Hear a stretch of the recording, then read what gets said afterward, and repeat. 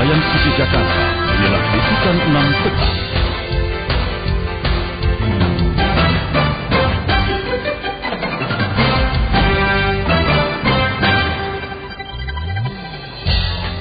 Ribuan santri di Tasikmalaya, Jawa Barat berunjuk rasa meminta pemerintah segera membubarkan Ahmadiyah. Pendukung Abdul Ghafur protes pertemuan Mendagri, Muspida, Panwas, dan KPUD Maluku Utara.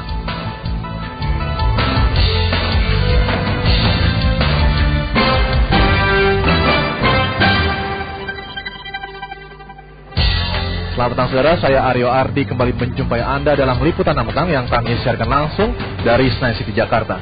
Dan saudara, berita tentang Ahmadiyah akan kami lengkapi dengan berita dari Mukernas Ahmadiyah yang berlangsung di Bali. Dan kami akan sampaikan pula berita tentang balita berusia 2 tahun yang diculik dan disiksa para penculiknya. Dan saudara, segera kami mulai informasi pertama.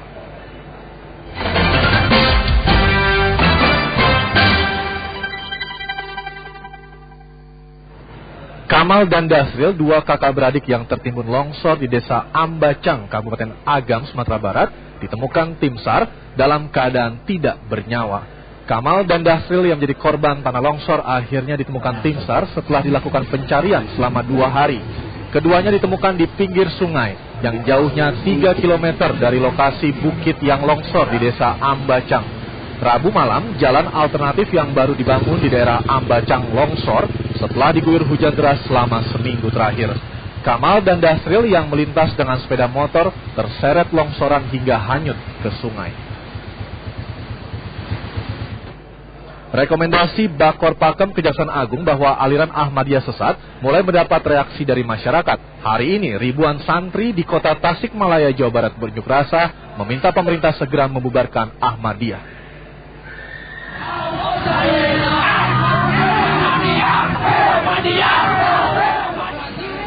Usai melaksanakan sholat Jumat, ribuan santri bergerak menuju Masjid Agung Tasikmalaya. Mereka menyatakan dukungan terhadap Bakor Pakem Kejaksaan Agung yang merekomendasikan Ahmadiyah sebagai aliran sesat.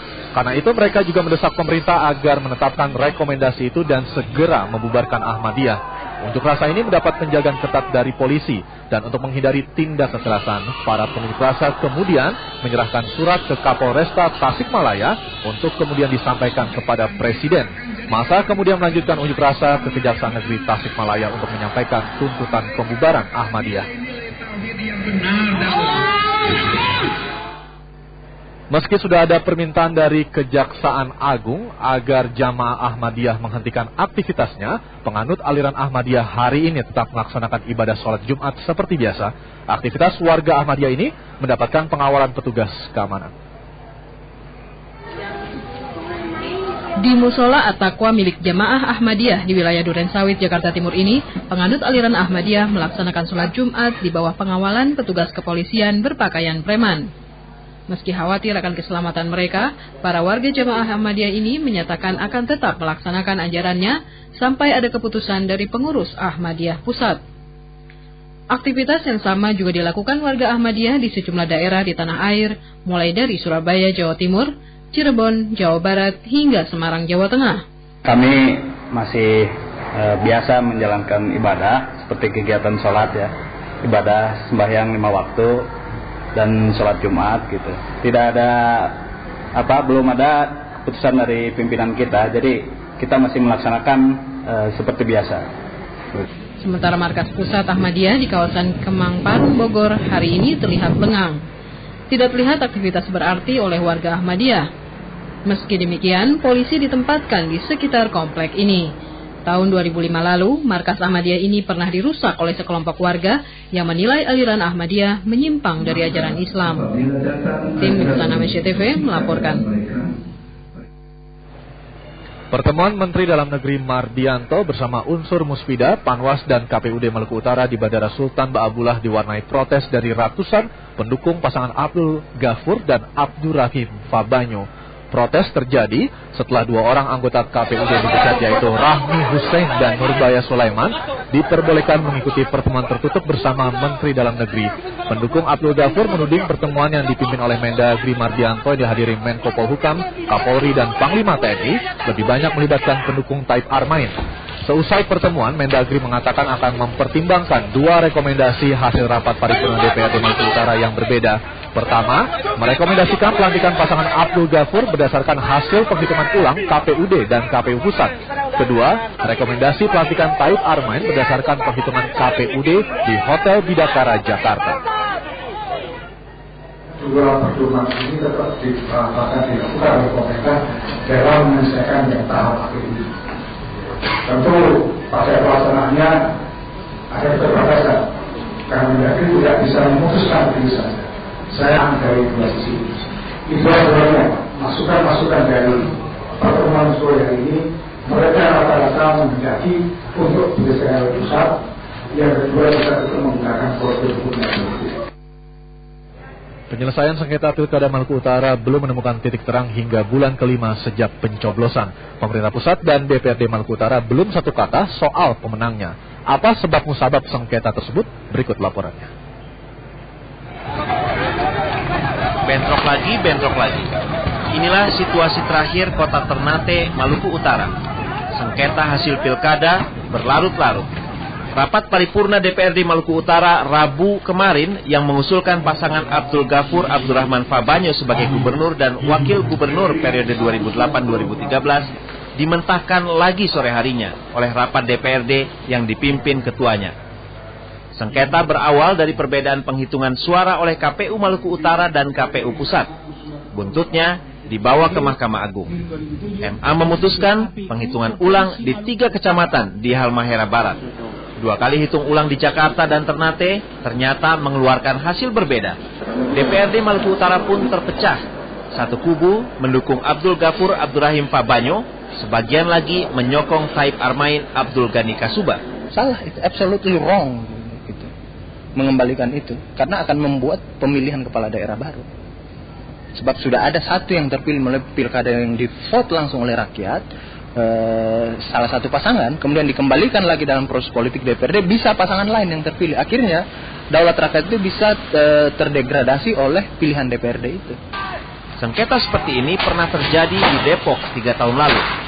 Tak seperti di Maluku Utara, sengketa pilkada Depok dapat diselesaikan setelah keluar keputusan dari Mahkamah Agung. Mestinya kasus Depok menjadi pelajaran berharga agar kisruh di Maluku Utara tidak berlarut. Tim Liputan 6 SCTV melaporkan dari Jakarta dan Ternate, Maluku Utara. Anggota dan mantan anggota DPR dari fraksi Golkar yang kini menjadi tersangka aliran dana Bank Indonesia dijenguk keluarga dan koleganya di tahanan. Salah satunya Antoni Zedra Abidin mengeluhkan sakit. Sementara itu Indonesian Corruption Watch atau ICW menduga bukan hanya Antoni dan Hamka Yandu yang menerima aliran dana dari Bank Indonesia. Keluarga Hamka Yandu yang ditahan Kamis malam di Polres Jakarta Barat ditemui istri dan ibunya. Tidak ada penjelasan dari keluarga anggota fraksi Partai Golkar di DPR ini.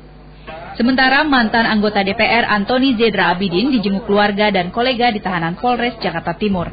Salah satunya Ketua Fraksi Golkar Priyo Budi Santoso. Menurut Priyo, Wakil Gubernur Jambi itu mengaku sakit. Dan kalau nanti benar bahwa Pak Antoni nanti akan mengajukan karena pemeriksaan dokter memungkinkan harus dirawat, itu tolong juga pihak KPK dari atas nama manusiawi juga melakukan itu. Tetapi tadi saya jenguk betul memang dia menyimpan kelelahan gitu ya. Kamis malam Antoni dan Hamka ditahan KPK. Anggota Komisi 11 DPR periode 5 tahun lalu ini diduga terlibat dalam penyelewengan dana YKPI Bank Indonesia sebesar 100 miliar rupiah. Sebagian dana ini diduga mengalir ke kantong anggota DPR Komisi 9 periode 1999 hingga 2004 untuk memuluskan undang-undang perbankan. Indonesia Corruption Watch menduga tidak hanya Antoni dan Hamka yang diduga menerima aliran dana BI. Pihak-pihak yang lain juga ikut memberikan persetujuan di dalam aliran dana ini. Dan kita lihat memang pasal-pasal yang high call itu tembus atau disahkan di dalam aturan-aturan main Bank Indonesia. Benarkah sinyalemen ICW? Tentu menjadi tugas penegak hukum untuk membuktikannya. Tim Liputan 6 SCTV melaporkan dari Jakarta. Kami kembali ke informasi tentang Ahmadiyah. Pimpinan Jamaah Ahmadiyah Indonesia hari ini berkumpul di Bali. Mereka menggelar rapat kerja nasional yang antara lain akan membahas keputusan mengenai larangan Kejaksaan Agung terhadap ajaran Ahmadiyah. Seluruh pengurus pusat dan daerah Jamaah Ahmadiyah Indonesia hari ini berkumpul di Bali. Sekitar 350 perwakilan cabang Ahmadiyah berkumpul di Renon. Antisipasi keamanan ya, kita sudah menyampaikan pemberitahuan pihak kepolisian di sini. Jadi kita percaya sepenuhnya kepada pihak kepolisian. Musyawarah Kerja Nasional ini digelar di tengah suasana prihatin Jamaah Ahmadiyah terkait keluarnya keputusan kejaksaan untuk melarang ajaran yang dibawa Mirza Ghulam Ahmad itu. Di Jakarta, salah seorang ketua pengurus besar Nahdlatul Ulama, Kiai Haji Said Agil Siroj, meminta kejaksaan mengkaji kembali keputusan larangan atas Ahmadiyah.